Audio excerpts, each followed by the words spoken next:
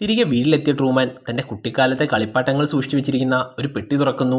അതിൽ നിന്ന് അയാൾ ഒരു പൊതി പുറത്തെടുക്കുന്നു. എന്നാൽ ആ പൊതിക്കുള്ളിൽ ഒരു റെഡ് ജാക്കറ്റ് ആയിരുന്നു. ഇതെല്ലാം ലൈവായി കണ്ടുകൊണ്ടിരുന്ന ആളുകൾക്ക് ആ ജാക്കറ്റിന് പിന്നിലെ കഥ അറിയാമായിരുന്നു. ട്രൂമാൻ ഒരിക്കലും മറക്കാൻ സാധിക്കാത്ത ഒരാളുടെ ജാക്കറ്റാണതെന്ന് അവർ പറയുന്നു.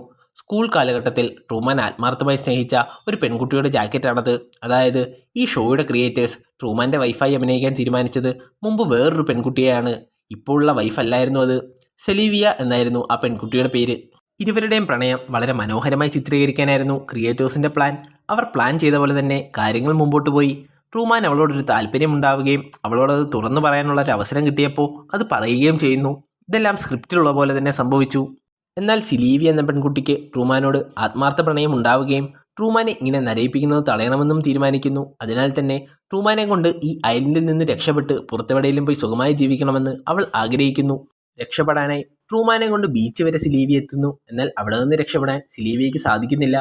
ഉടൻ തന്നെ ഷോയുടെ ക്രിയേറ്റേഴ്സ് സിലീവിയുടെ അച്ഛനാണെന്ന് പറഞ്ഞ് ഒരാളെ അങ്ങോട്ടേക്ക് പറഞ്ഞു വിടുന്നു. സിലീവിയയ്ക്ക് സുഖമില്ലാത്ത ആളാണെന്നും പറഞ്ഞ് അയാൾ ബലമായി സിലീവിയെ കാറിൽ പിടിച്ച് വലിച്ചു കയറ്റിക്കൊണ്ടുപോകുന്നു. സിലീവിയെ ഫിജി ഐലൻഡിലേക്കാണ് കൊണ്ടുപോകുന്നതെന്നും അയാൾ പറയുന്നുണ്ട്. അന്നാണ് സിലീവിയെ ട്രൂമാൻ അവസാനമായി കാണുന്നത്. സിലീവിയെ മറക്കാൻ ട്രൂമാൻ ഒരിക്കലും സാധിച്ചിരുന്നില്ല. അതിനാലാണ് സിലീവിയയുടെ ജാക്കറ്റ് അയാൾ സൂക്ഷിച്ചു വെച്ചിരിക്കുന്നത്. കുറച്ചു നാളുകളായി ട്രൂമാൻ മാഗസീനുകളിൽ നിന്ന് പെൺകുട്ടികളുടെ കണ്ണ്, മൂക്ക് ഇതെല്ലാം ശേഖരിക്കുന്നത് നമ്മൾ കണ്ടിരുന്നില്ലേ? സിലീവിയുമായി സാദൃശ്യം തോന്നുന്ന മോഡൽസുകളുടെ മുഖമായിരുന്നു അവൻ അങ്ങനെ ശേഖരിച്ചിരുന്നത്. ഇതെല്ലാം ചേർത്ത് വെച്ച് സിലീവിയയുടെ ഫേസ് ഉണ്ടാക്കുന്നു ട്രൂമാൻ. എന്നാൽ ഫിജി ഐലൻഡിൽ നിന്ന് സിലീവിയം ഇതെല്ലാം കണ്ട് ട്രൂമാൻ്റെ ഇഷ്ടം മനസ്സിലാക്കുന്നു. എന്തെങ്കിലും ഒരു ദിവസം ട്രൂമാൻ അവളെ തേടി വരുമെന്ന് സിലീവിയ വിശ്വസിക്കുന്നു.